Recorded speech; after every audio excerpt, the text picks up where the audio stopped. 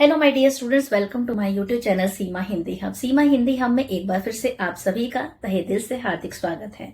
Dear students, आज हम कबीर की साकी के क्वेश्चन आंसर बहुत ही इजी तरीके से आपको करवाने वाले हैं, ताकि इस क्वेश्चन में से आपसे कुछ भी पूछा जाता है तो आपके लिए लिखना बहुत ही ज्यादा इजी हो जाए। तो चलिए बिना किसी देरी के वीडियो की शुरुआत करते हैं। हमारा पहला क्वेश्चन है, मीठी वाणी बोलने से औरों को सुख और अपने तन को शीतलता कैसे प्राप्त होती है? अथवा कबीर ने कैसी वाणी बोलने की सलाह दी है कि हमें कैसी वाणी बोलनी चाहिए? कबीरदास जी कहते हैं, ऐसी वाणी बोलिए मन का आपा खोए, कि हमें ऐसे मधुर वचन बोलने चाहिए जिससे हमारे मन का अहंकार समाप्त हो जाए, औरन को शीतल करे आप ही शीतल होए।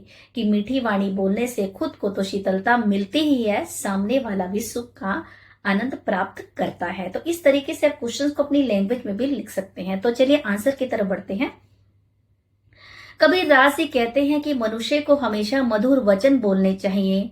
मीठी वाणी बोलने से उसे सुनने वाला सुख का अनुभव करता है, कि सुनने वाले को सुख का अनुभव होता है, क्योंकि मीठी वाणी जब हमारे कानों तक पहुंचती है तो इसका सीधा प्रभाव हमारे हृदय पर पड़ता है, हमारे दिल पर पड़ता है, क्योंकि मीठी वाणी हमारे हृदय को छू जाती है।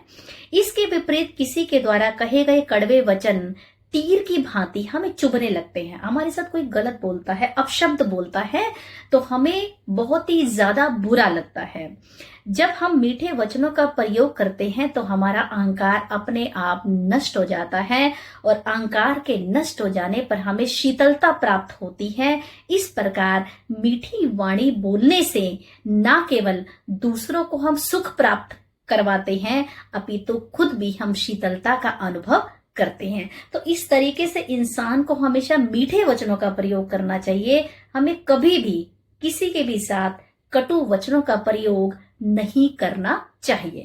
सेकंड क्वेश्चन है, दीपक दिखाई देने पर अंधियारा कैसे मिट जाता है? साकी के संदर्भ में स्पष्ट कीजिए। कहते हैं, जब हम दीपक को जलाते हैं तो वो पूरे अंधकार को नष्ट कर देता है, हमें रोशनी प्रदान करता है।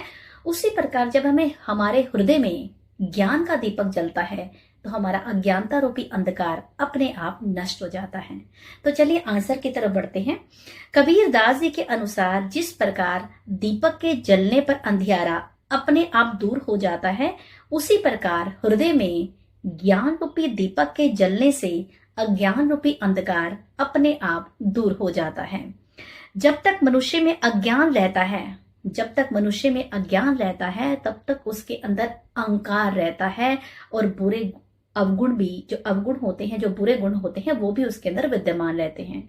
और लेकिन वह अपने ही हृदय में निवास करने वाले ईश्वर को पहचान नहीं पाता।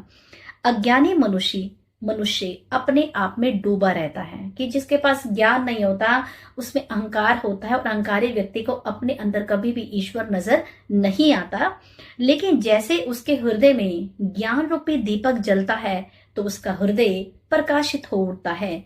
ज्ञान रूपी दीपक के जलते ही मनुष्य का अज्ञान रूपी अंधकार अपने आप नष्ट हो जाता है, और ईश्वर से उसकी प्राप्ति के अवसर और भी बढ़ जाते हैं।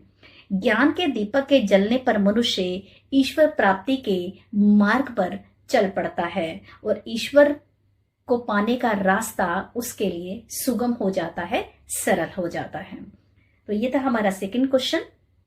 हमारा थर्ड क्वेश्चन है, ईश्वर कण कण में व्याप्त है पर हम उसे देख क्यों नहीं पाते? अथवा कबीर जी के दोहे के आधार पर कस्तूरी की उपमा को स्पष्ट कीजिए। अब वो कहते हैं कि जो मृग होता है, कस्तूरी उसकी नाभि के अंदर होती है, लेकिन वह उसे ढूंढने के लिए दर बदर भटकता रहता है। कस्तूरी नामक एक सुगंधित पदार्थ होता है।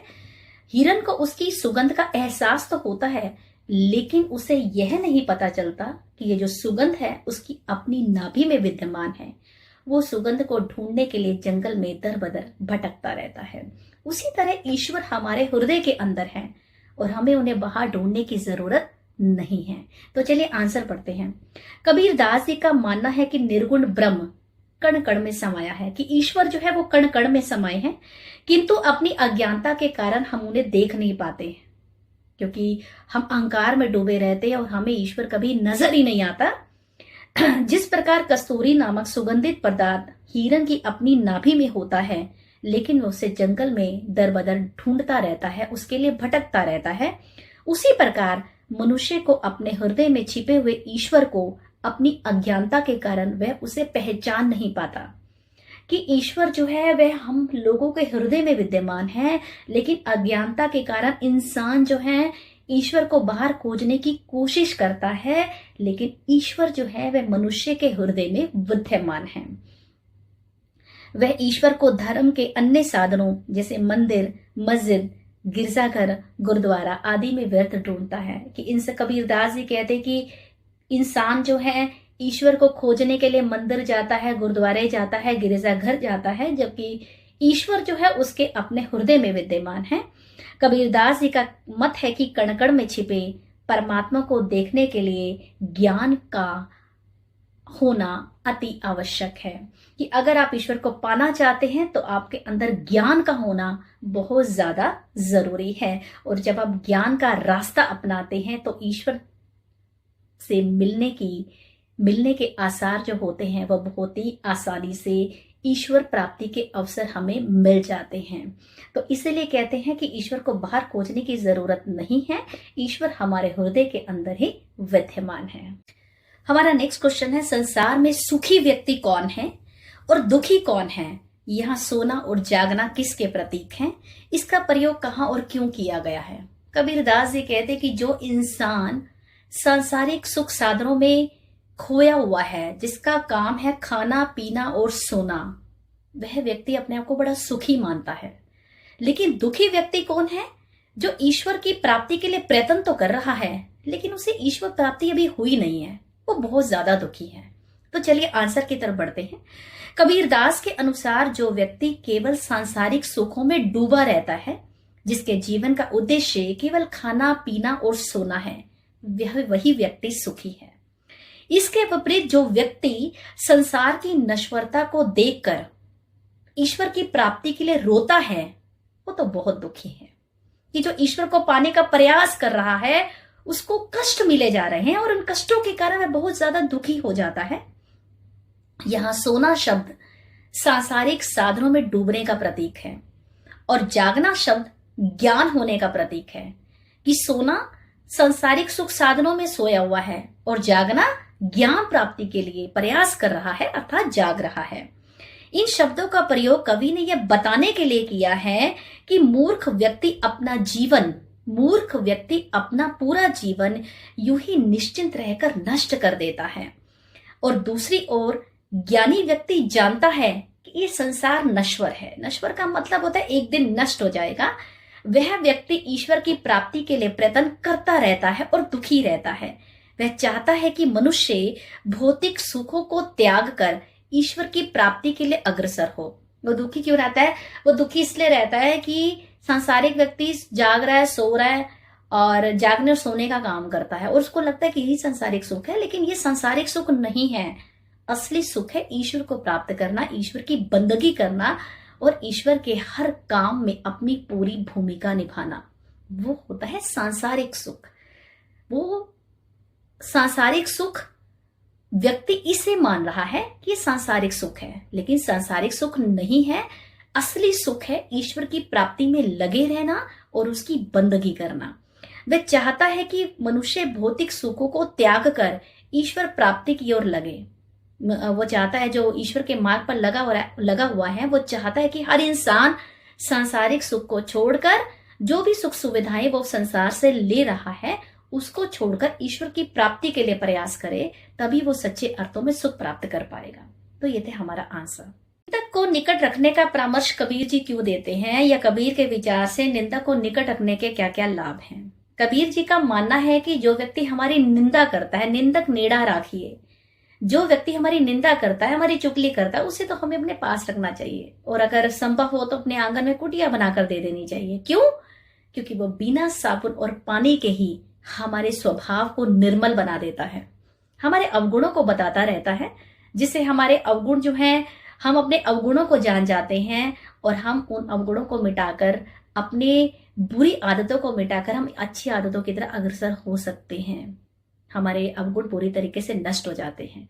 तो चलिए देखते हैं। कबीर जी का मानना है कि अपने स्वभाव को निर्मल रखने का सबसे अच्छा उपाय यह है कि हमें निंदा करने वाले व्यक्ति को अपने साथ रखना है।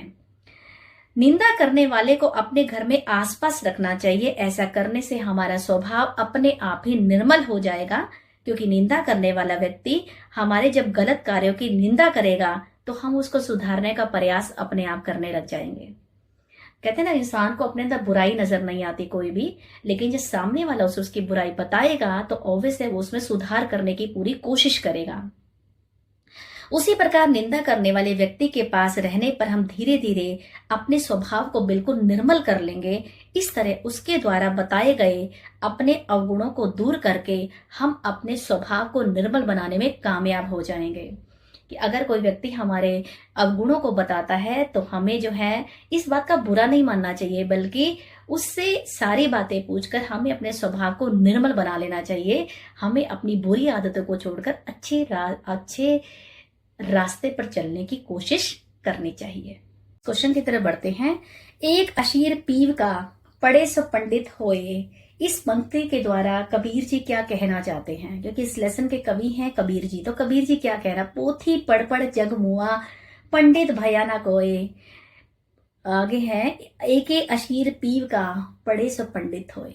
कि संसार में बहुत से लोग हैं जो धार्मिक ग्रंथों को पढ़ पढ़कर अपने आप को विद्वान बताने की कोशिश करते हैं, लेकिन कबीर जी कहते हैं कि असली विद्वान तो वो है जिसने 2.5 अक्षर प्रेम का पढ़े सो पंडित होए। जिसने प्रेम को जान लिया है, प्रेम को अपना आधार मान लिया है, वही सच्चे अर्थों में सच्चा पंडित है, विद्वान है। तो चलिए आंसर की तरफ बढ़ते हैं।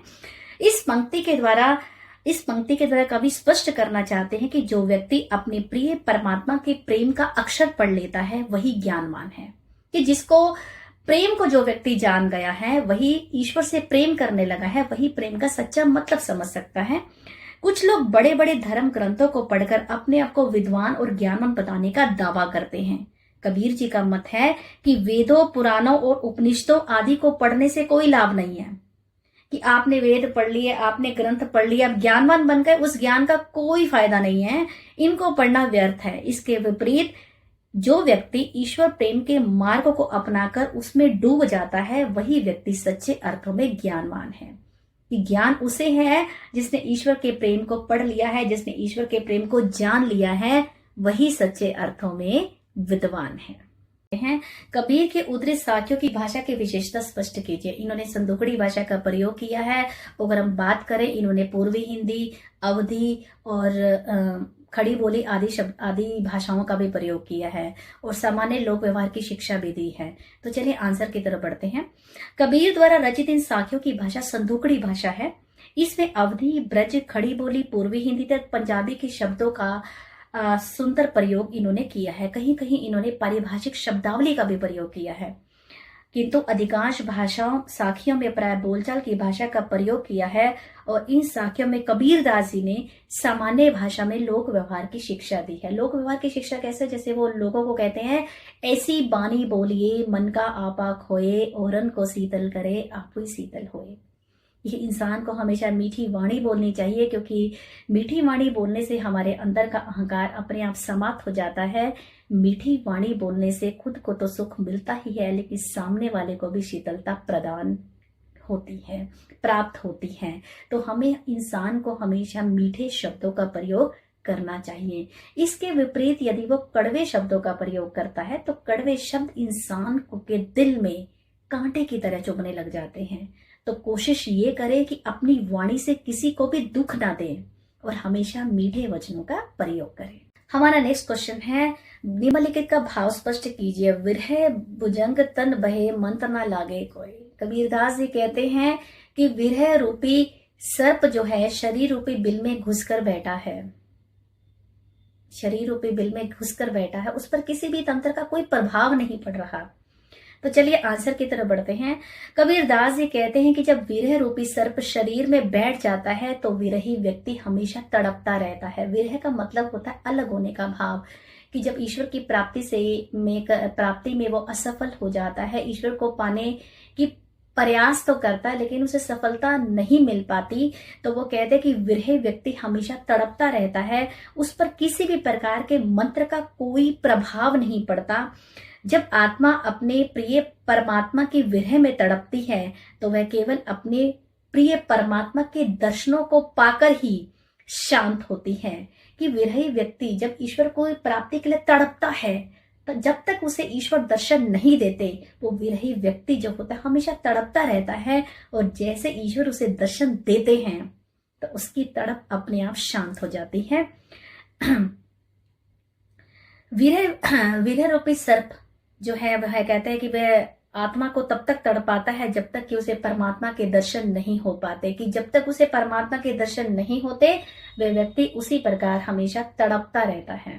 विरही व्यक्ति हमेशा तड़पता रहता है। नेक्स्ट क्वेश्चन है, कस्तूरी कंडल बसे मृग ढूंढे बनमाही। कबीरदास जी कहते हैं कस्तूरी नामक एक सुगंधित पदार्थ मृग की अपनी नाभि में होता है, लेकिन उसे खोजने के लिए दर बदर भटकता रहता है। मृग को जो सुगंध आती है उसे अपनी नाभि से आती है, लेकिन उसे नहीं पता होता, वो सुगंध को ढूंढने के लिए बाहर भटकता है। उसी प्रकार जो ईश्वर है वह मनुष्य के अपने हृदय में विद्यमान है, लेकिन वो उसे खोजने के लिए मंदिर में जाता है, गुरुद्वारों में जाता है, गिरजाघर में जाता है। तो इंसान के हृदय के अंदर ही भगवान जो है वो विद्यमान है, तो उसे बाहर खोजने की, ईश्वर को बाहर खोजने की जरूरत नहीं है। तो चलिए इन्होंने क्या कहा है, कवि यहाँ स्पष्ट करना चाहते हैं कि हिरन की अपनी नाभि में इस कस्तूरी नामक सुगंधित पदार्थ होता है। जब हिरन को सुगंध आती है तो वह उसे इधर उधर खोजता है, लेकिन वह उसे ढूंढ नहीं पाता। क्यों? क्योंकि उसकी अपनी नाभि में होता है। उसी प्रकार ईश्वर भी मनुष्य के हृदय में विद्यमान है, किंतु अज्ञानतावश मनुष्य जो उसे बाहर खोज रहा है, लेकिन अपने अंदर खोजने का प्रयास वो नहीं करता। क्वेश्चन है, जब मैं था तब हरि नहीं, अब हरि है मैं नहीं। कबीरदास जी कहते हैं जब तक मेरे अंदर मैं था, मतलब मेरे अंदर अहंकार था, तब तक मुझे हरि इस परमात्मा की प्राप्ति नहीं हुई थी। अब हरि है मैं नहीं, अब मुझे परमात्मा की प्राप्ति हो गई है। क्यों? क्योंकि मेरे अंदर मैं नहीं रहा, मेरे अंदर अहंकार नहीं रहा। तो यही कबीर जी कहते हैं। कबीर जी के कहने का भाव है कि जब तक मनुष्य में मैं अर्थात अहंकार की भावना होती है तब तक वह ईश्वर को प्राप्त नहीं कर पाता, लेकिन जैसे ही उसके अंदर का अहंकार नष्ट होता है, ईश्वर की प्राप्ति उसे खुद ब खुद इजीली, आसानी से हो जाती है। इसलिए ईश्वर की प्राप्ति के लिए अपने अहंकार को त्यागना बहुत ही आवश्यक है। नेक्स्ट क्वेश्चन है, पोथी पढ़ी पढ़ी जग मुआ पंडित भयाना कोई। कबीरदास जी कहते हैं कि सांसारिक व्यक्ति पोथियों को पढ़ पढ़कर, मतलब धार्मिक ग्रंथों को पढ़कर समझता है कि वो बहुत बड़ा विद्वान बन गया है, लेकिन ऐसा नहीं है। जिसने भी प्रेम के, ईश्वर के प्रेम के अक्षर को पढ़ लिया है वही सच्चे अर्थों में विद्वान है। तो कबीर जी क्या कहते हैं? कबीर जी कहते हैं कि धार्मिक ग्रंथ आदि पढ़ने से कोई भी व्यक्ति विद्वान नहीं बनता। जो व्यक्ति ईश्वर के प्रेम को समझ गया है वही सच्चा विद्वान है, कि ईश्वर के प्रेम को समझने वाला व्यक्ति ही सच्चा विद्वान है। धार्मिक ग्रंथों को पढ़कर और स्वयं को विद्वान और ज्ञानी कहने वाले लोग मिट जाते हैं, किंतु ईश्वर के प्रेम को जो ईश्वर के प्रेम का रस जो पी लेते हैं वो हमेशा जो है उसको ईश्वर के प्रेम के रस को जो पी लेते हैं वो हमेशा अमर रहते हैं, अमर हो जाते हैं। इसलिए हमेशा ईश्वर से प्रेम करना चाहिए। सांसारिक व्यक्ति आपके साथ आपको छोड़कर चले जाते हैं, लेकिन परमात्मा की हस्ती कैसी हस्ती है जो आपके साथ रहने का वादा तो नहीं करती, लेकिन हमेशा आपके साथ रहती है। इसलिए हमें जो है हमेशा ईश्वर की प्राप्ति का प्रयास करना चाहिए। हमें प्रेम सिर्फ ईश्वर से करना चाहिए।